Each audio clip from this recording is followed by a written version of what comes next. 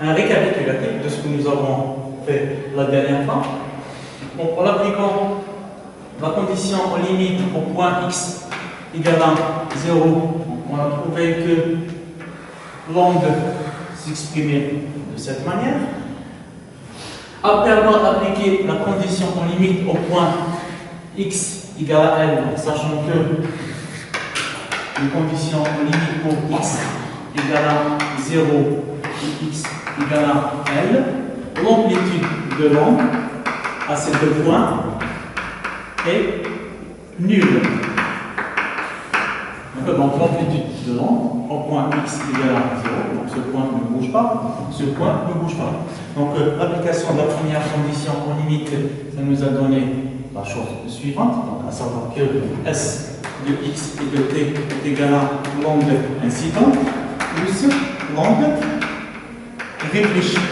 D'accord? Donc c'est l'onde incidente, c'est l'onde progressive, l'onde réfléchie, donc c'est l'onde régressive. D'accord. Donc après avoir appliqué la condition en limite sur le point x égale à L,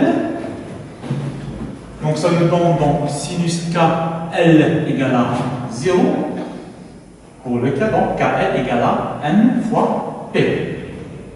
Donc ce qui donne, donc, les valeurs de K sont quantifiées.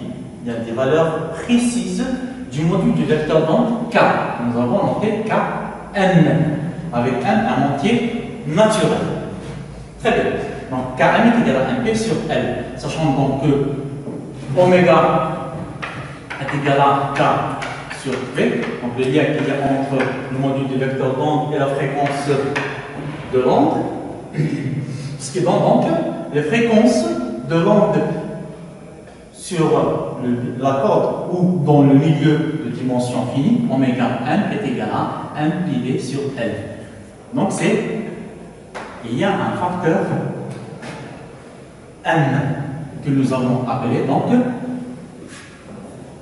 mode propre. Donc pardon, c'est pas les modes propres, c'est les fréquences propres. D'accord. Donc l'onde aussi avec des fréquences particulières, oméga n, qui sont quantifiées. Donc l'onde ne se propage pas à n'importe quelle fréquence. Elle se propage avec des fréquences particulières, multiples d'une quantité PV sur L, où nous avons appelé la première fois la fréquence fondamentale qui est associée à n égale à 1. Donc, oméga n égale à pi v sur L. Nous l'avons appelé la fondamentale.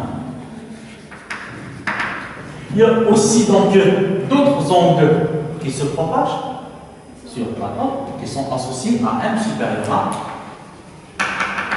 1. Donc m égale à 2, m égale à 3, m égale à 4, et ainsi de suite. Donc ça considère qu'il est associé à des fréquences oméga 2 est égal à 2 pi v sur L, oméga 3 est égal à 3 pi v sur L, oméga 4 est égal à 4 pi v sur L, que nous avons appelé les harmoniques. Donc, l'onde ne peut pas se propager à n'importe quelle fréquence. Les fréquences avec lesquelles l'onde se propage, elles sont bien quantifiées et elles sont multiples d'une fréquence que nous avons appelée la fondamentale. Très bien. Donc, à chacune des fréquences propres est associé un mode propre d'oscillation. Donc, on remplace oméga par oméga 1. Et voici. Donc, vous avez ici donc, les fréquences avec lesquelles l'onde se propage. Nous avons remarqué dans la solution qu'il y a dissociation entre le temps et l'espace. On n'a plus la forme t moins x sur v ou t plus x sur v. Et nous avons noté les signatures du nombre. Lorsqu'on voit le temps est associé à l'espace sous cette forme-là, c'est qu'on est en présence d'un phénomène de propagation. On n'a pas ça. Ce terme-là est caractéristique d'une vibration. D'accord? Une vibration qui s'opère avec une amplitude A, qui est égale à 2 à 1 sinus K1 x. Donc, on est en présence d'une onde qui est stationnaire. C'est-à-dire tous les points du milieu vibrent, mais à des amplitudes qui dépendent de la position. Donc, il n'y a pas de propagation ici. Donc, lorsque l'onde se propage dans un milieu de dimension finie, il n'y a pas de propagation. Il y a oscillation, qui est caractérisée par ce terme-là, avec une amplitude qui dépend de la position. Nous l'avons appelée une onde stationnaire. C'est-à-dire qu'il y a réellement un phénomène de propagation, mais pas tout à fait une propagation. Donc elle est stationnaire, elle est en arrière. Très bien. Donc, S1 de x de t, ça c'est la solution de l'onde pour un mode M particulier. La solution générale, c'est la superposition des différents modes. C'est-à-dire que vous avez les différentes fréquences qui se propagent. Il n'y a pas une seule fréquence, seulement qui se propage. Toutes les fréquences sont présentes. On les trouve. Donc la différence entre un mode et un autre, c'est l'onde, la valeur de l'amplitude. D'accord? Donc, la solution générale, donc ce qui se propage dans le milieu, ça va être la superposition linéaire des différents modes. Donc, ça va être la somme des différents modes. S1 de x de t plus S de x de t jusqu'à l'infini. Est-ce que c'est clair? C'est bon? Très bien. Maintenant, pour l'onde stationnaire, on va essayer de localiser les positions des nœuds, les points pour lesquels l'amplitude est nulle. Ça, c'est le nœud. D'accord? Et les positions pour lesquelles l'amplitude est max, qu'on appelle les ventres. D'accord? Donc, pour chacun des modes, je vais garder cette expression.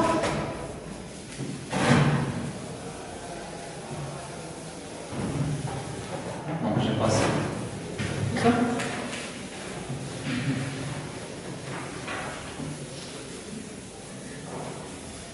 Donc, 1 S 1 2 est égal à ceci. Donc, je cherche les positions pour lesquelles l'amplitude est nulle. Position des nœuds.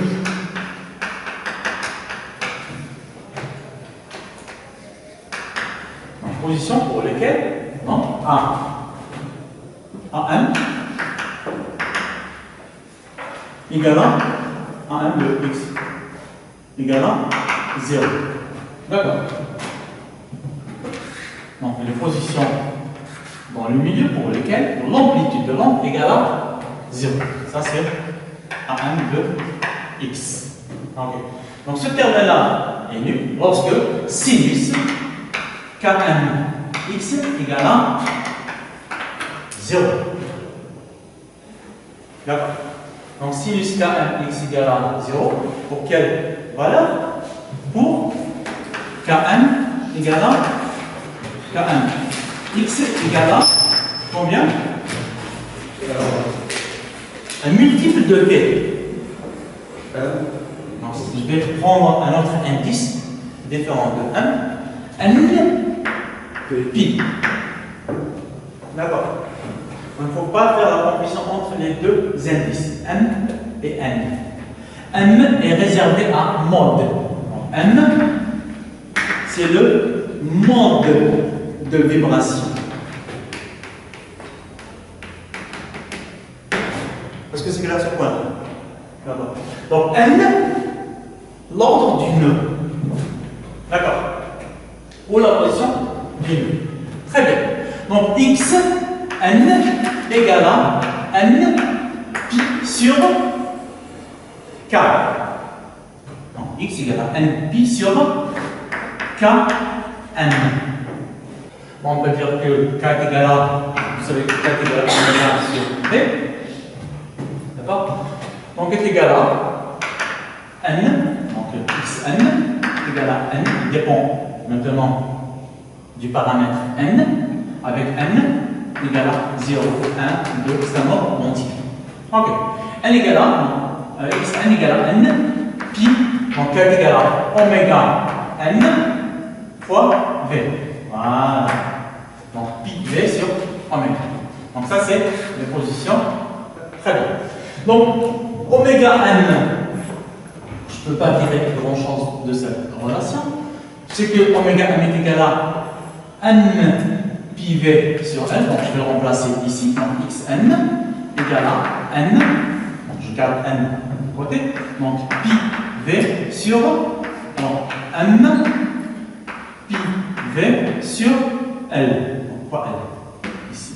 Donc xn égale à n, alors pi V sur L sur n. Voilà. Donc ça c'est les positions des nœuds. D'accord. Ok. Position des ventes maintenant. On va faire la même chose. Position des ventes. Ça correspond à quoi? Ça correspond à sinus max. Donc sinus égale à plus ou moins 1. Donc ça correspond à sinus Kn x égale à plus ou moins 1. L'une des deux positions. Donc ce qui correspond, Kn x égale à les positions pour lesquelles les sinus égale à 1 ou moins 1, c'est pi sur 2 plus n pi. Donc pi sur 2 plus pi, 2 pi, 3, ainsi de suite. Donc ça fait, alors ici, donc 2n plus 1 pi sur 2. Est-ce que c'est clair? Très bien. Donc est égal à 2n plus 1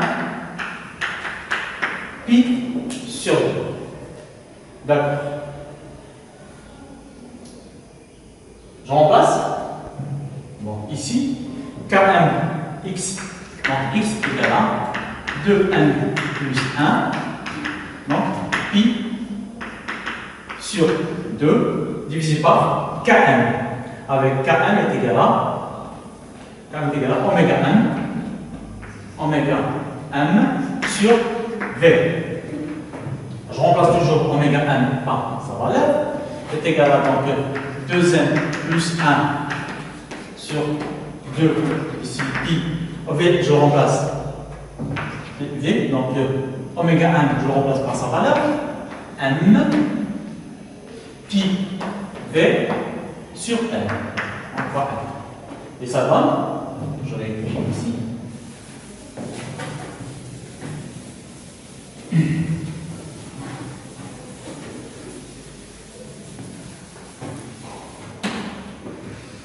Alors donc x, et ça c'est x, indice n. Donc x n égale à, je simplifie cette relation. Ça me donne donc 2n plus 1, 2n plus 1 sur 2. Alors, L sur n. Voilà, L sur n. Ok. Très bien. Donc je vais écrire l'autre. Xn égale à n L sur m. Donc ça c'est position du nœud. Ça c'est position du vent. Est-ce que c'est clair? C'est bon? Très bien. Avec bien évidemment l'indice M, c'est le mode de vibration. M c'est le mode de vibration. Et l'indice N, c'est l'ordre, soit du nœud, soit du vent. Très bien. On va commencer l'analyse de ces relations. Je vais faire le traitement pour chacun des modes de vibration. Je vais commencer par le premier mode. Je peux y passer là? C'est bon? Très bien.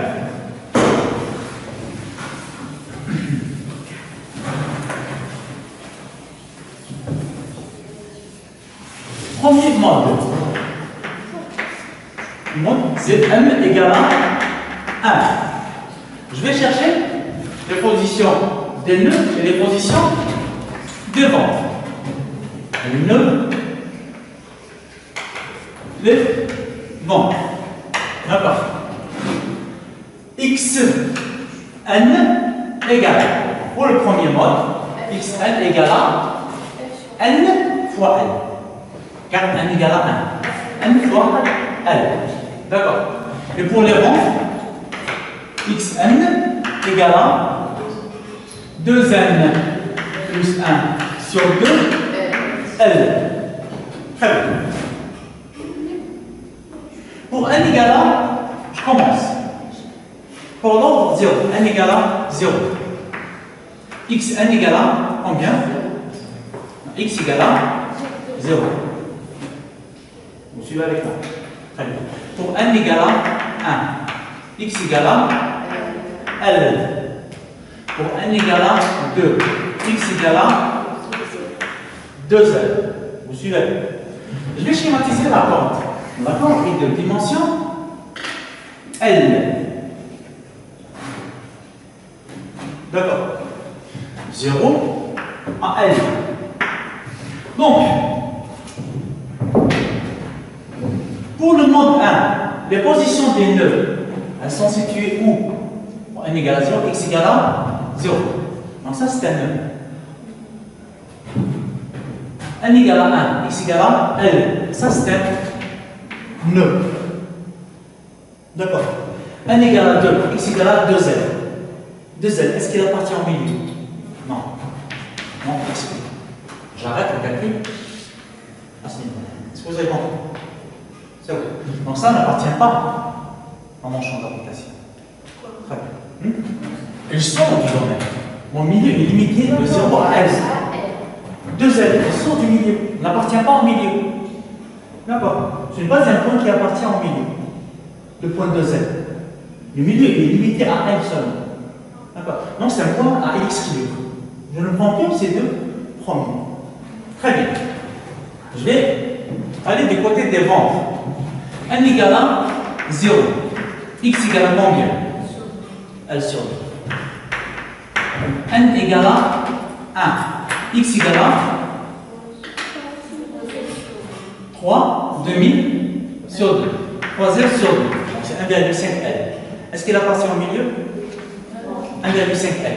Il sort du milieu. Donc c'est un point à X. Donc le seul point, c'est celui-là. Il est situé à quel point? Au milieu. Donc le premier mode est comment? Le voici. Donc qu'est-ce qu'il fait? L'idée va construire. Donc je vais voir qu'il y a présence d'un vent. Quand je vois donc, le système pour moi il est aussi de cette manière. Ça c'est le premier mode. M égale à 1. Moi je vais passer. Je passe. Deuxième mode. M égale à 2. Xn égale à. Je remplace. Alors n égale à n, L sur 2. Très bien. Et pour le vent, Xn égale à 2z plus 1 sur m égale à 2 sur 4. Donc L sur 4. D'accord. Je commence. N égale à 0.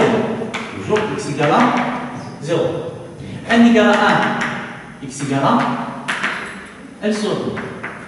N égale à 2. X égale à L. N égale à 3. X égale à 3L sur 2. Ce point est sort du domaine. Exclu. Pour les ventes, N égale à 0. X égale à L sur 4. N égale à 1. X égale à 3, 4, 2L. N égale à 2. X égale à 5 quarts de L. 5 quarts de L supérieur à L, explique. Est-ce que vous avez compris le principe du calcul? C'est bon? Très bien.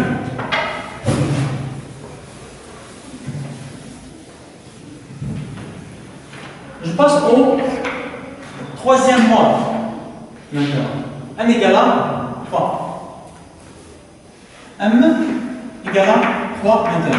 Troisième mode. En relation, x n égale à n L sur 3. Bon, je vais représenter avant de continuer. Donc, voici. Donc ça c'est L. 0 jusqu'à L. Les positions des nœuds, vous avez 0, voilà, L sur 2, la moitié, et L. Voici un autre calculateur, oui, j'en ai. Je prends ça. Pour les positions des bandes, L sur 2. C'est quoi ça? L sur 4. Alors, N égale à 0. Donc, c'est L sur 4. J'ai oublié ça. Alors, L sur 4. Donc, c'est le quart à cette position. Bien. D'accord. Et puis, N égale à 1. 3 quarts. Donc, 1 quart, 2 quarts, 3 quarts à cette position. C'est tout. Donc, il y a 2 seulement. Donc, si je représente, d'accord? Donc, vous aurez un max ici. Voilà. Et ici, un 5000, vous avez un nœud. Ici, vous avez aussi un banc. Voilà. Ouais. Donc, la configuration de l'oscillation, comme on connaît, je prends, ici, je la représente.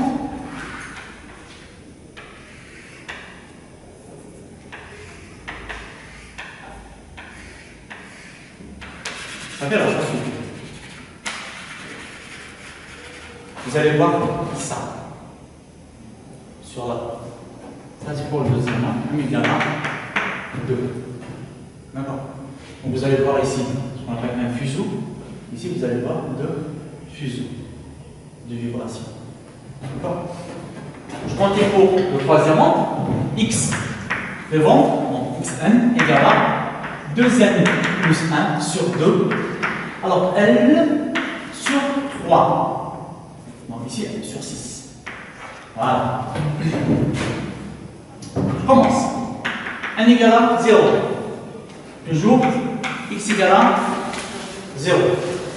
N égale à 1. X égale à L sur 3. N égale à 2. X égale à 2 tiers de L. N égale à 3. X égale à 3 sur 3. Donc N égale à 4. X égale à 4 tiers de L. Ça sort supérieur à 1, supérieur à L. Ça sort du champ. Donc je me limite à ces points-là. Je vais les représenter.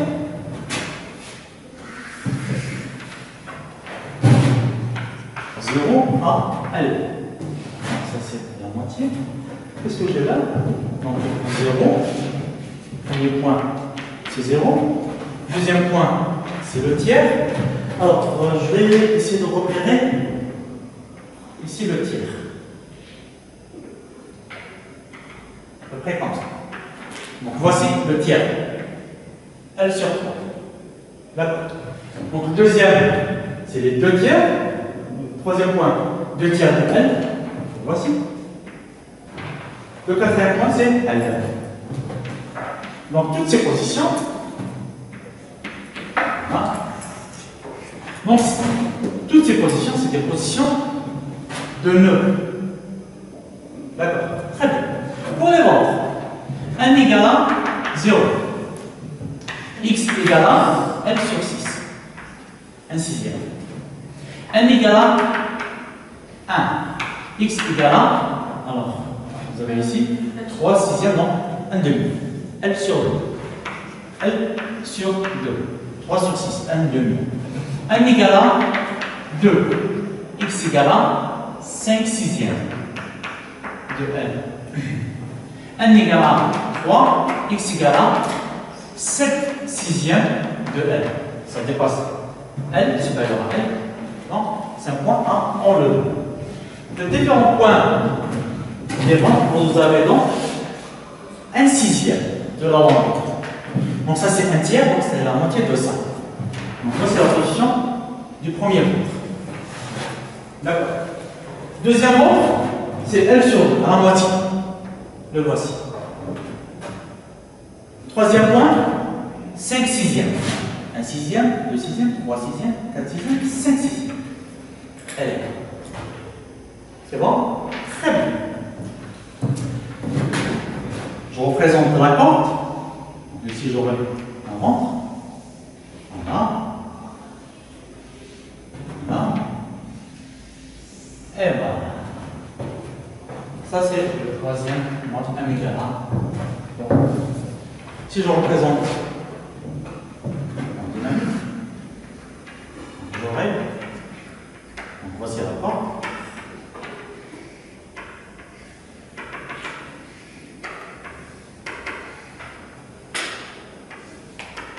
Voilà la chose suivante. Donc vous aurez 3 fusions de vibrations. Ça c'est pour 1 giga. Vous allez voir. Et ainsi de suite. Donc sur la corde, donc quand vous avez excité une corde, d'accord, de n'importe quel milieu, de dimension infinie, donc qu'est-ce que vous aurez? Vous aurez le premier mois, le deuxième mois, le troisième mois, le quatrième mois, le cinquième mois, le sixième, et ainsi de suite. Une infinité de mois. D'accord?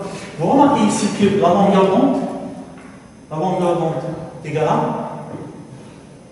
ou la longueur du fuseau, c'est la moitié de la longueur d'onde. Ici, c'est une longueur d'onde. C'est 1,5 de la longueur d'onde.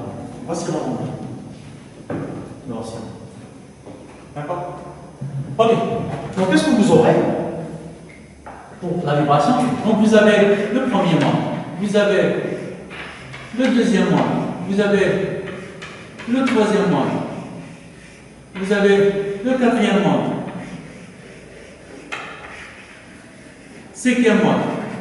D'accord. Donc, tous ces mois-là, et ainsi de suite, jusqu'à l'infini. Donc, ce qui se propage sur la corde, ça plus, c'est la superposition des différents mois. Donc, ce que vous allez voir, non, c'est ça plus ça. D'accord? Par un procédé d'excitation, on atteint donc lorsque vous atteignez une fréquence propre, on rentre dans le mode de résonance. On isole un mode par rapport à d'autres modes. Donc on va voir ça dans les applications. Donc j'efface ici les calculs. C'est bon? Les calculs? J'efface? C'est bon? D'accord.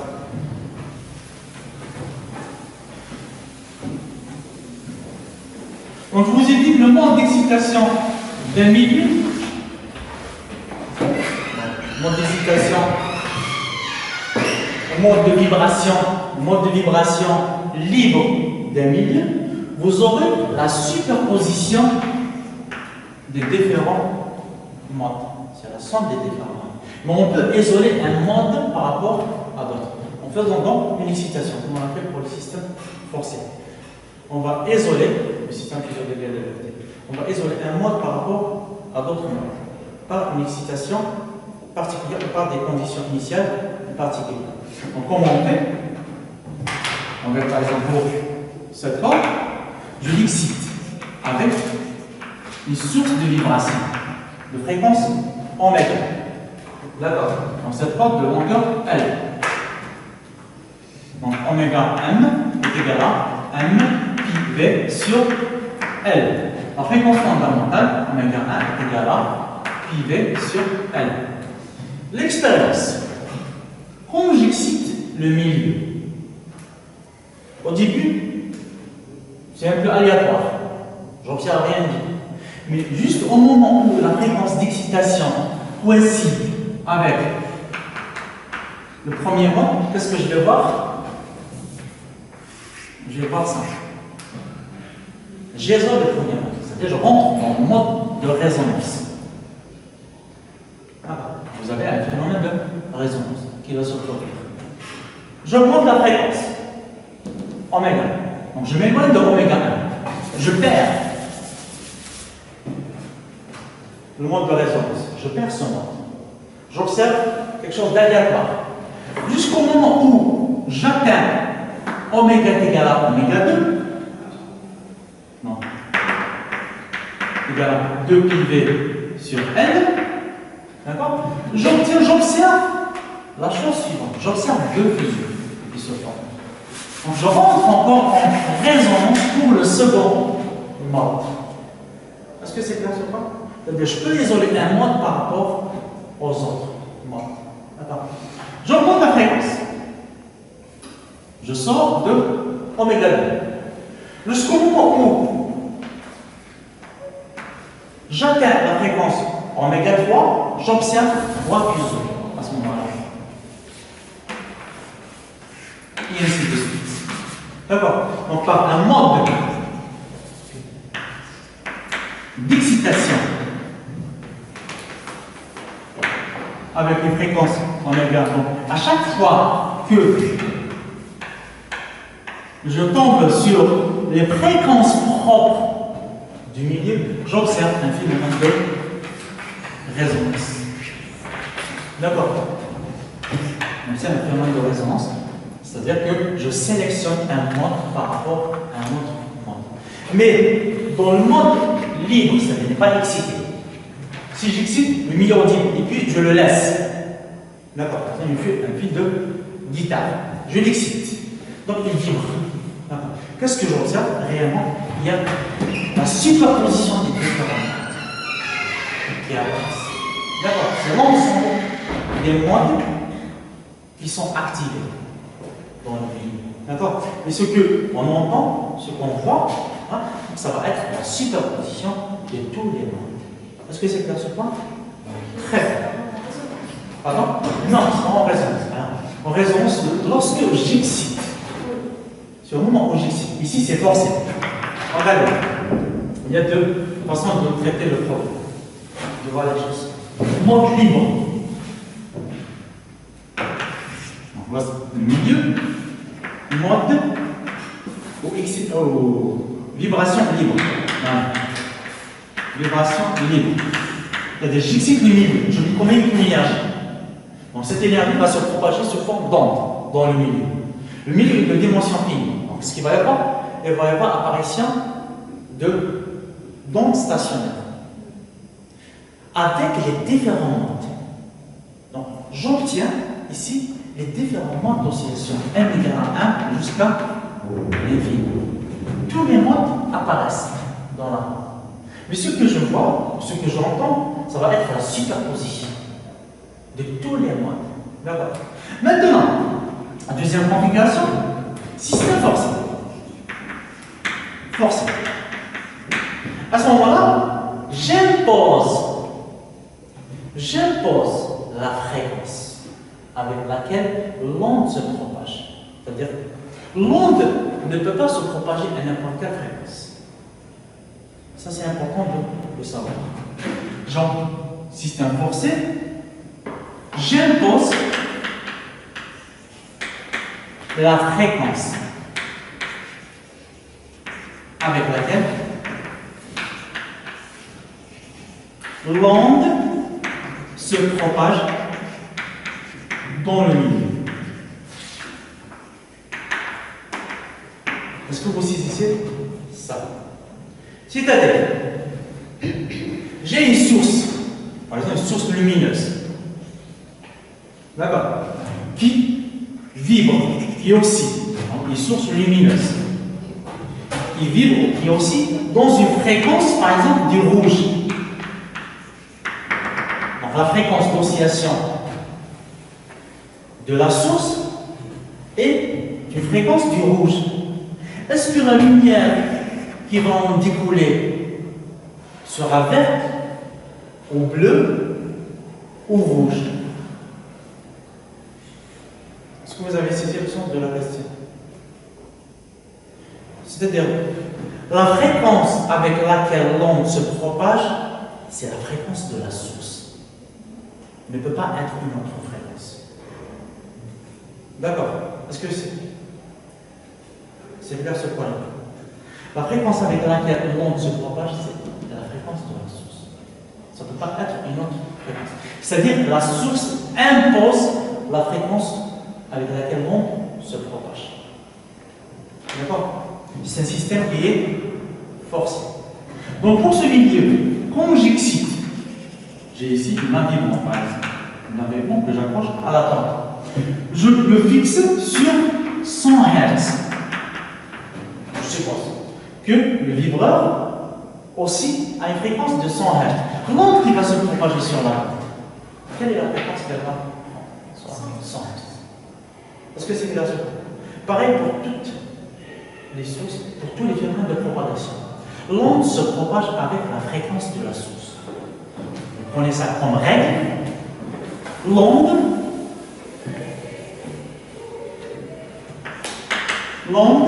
se propage à la fréquence de la source. Ça, c'est fondamental de le prendre. Ne peut pas se propager avec une fréquence autre que la fréquence de l'essence.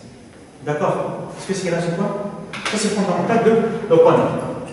Et ce que nous avons fait la dernière fois, pour démontrer l'expression de. Vous avez une source à l'origine, 0 t égale à sinus oméga t. L'expression de l'onde à une position donnée 1 d'abscisse x et à l'instant t, c'était quoi? Donc S de x et de t, c'était quoi? A sinus oméga t moins x sur v. Donc vous remarquez ici, ça c'est la fréquence de la source. Ça c'est une vibration. Oméga c'est la fréquence de la source. L'onde, c'est celle-là. La fréquence de l'onde, c'est quoi? Pareil. D'accord? Donc ça, c'est un paramètre, on appelle ça un paramètre, je l'écris en jaune, paramètre intrinsèque. Intrinsèque. Ne dépend pas du milieu de propagation. Ça veut dire intrinsèque ne dépend pas du milieu de propagation. Donc, quel que soit le milieu dans lequel l'onde se propage, la fréquence reste toujours la même. Elle ne change pas. D'accord? C'est un paramètre intrinsèque. Il ne dépend pas du milieu de propagation. D'accord? Je vais vous faire une application vers la propagation de la lumière dans différents milieux. Donc vous savez que à la vitesse de propagation de la lumière dans le vide, c'est c. D'accord? Ok.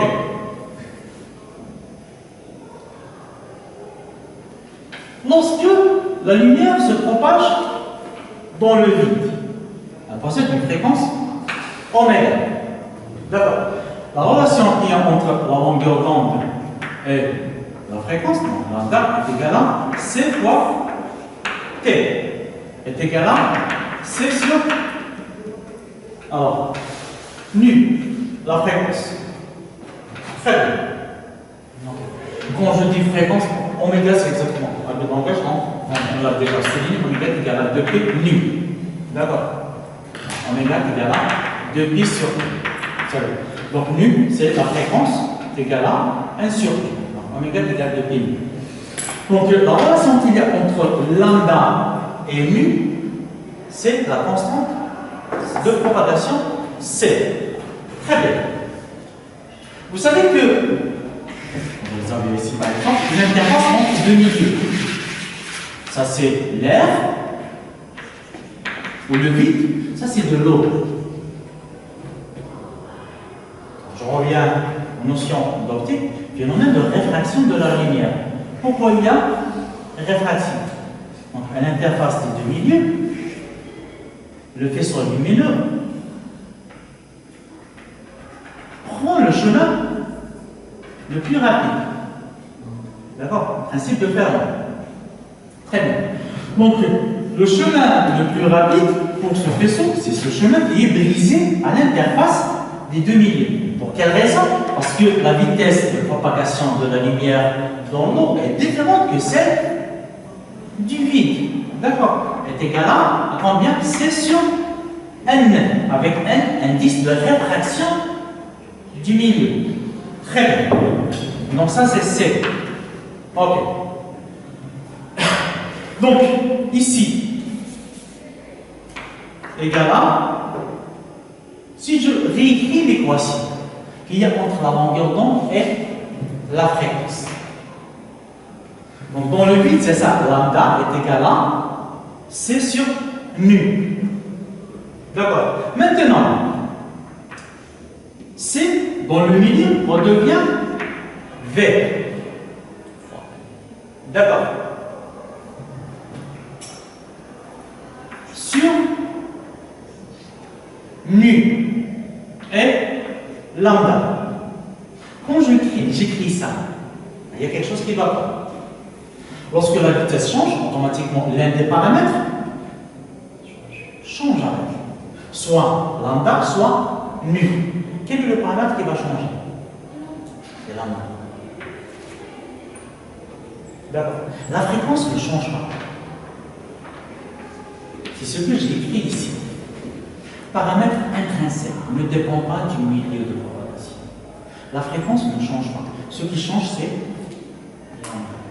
D'accord. Donc la nouvelle longueur dans le milieu, c'est quoi? Je remplace C par sa valeur. Est égal à V est égal à C sur N fois nu. C sur nu, c'est quoi? C'est la longueur d'onde dans le vide. Donc lambda prime, la nouvelle longueur d'onde, est égale à lambda sur N. Donc dans le milieu, la longueur d'onde dépend de l'indice de réfraction. Donc lambda, ce n'est pas un paramètre intrinsèque, la longueur d'onde. Est-ce que c'est clair ce point? Donc la longueur d'onde dépend du milieu de propagation. D'accord? La fréquence est un paramètre intrinsèque, dépend de la source et ne dépend pas du milieu. Est-ce que c'est clair ce point? C'est fondamental de comprendre ces notions-là. Très bien. Est-ce qu'il y a d'autres questions? Est-ce qu'il y a des questions? C'est bon?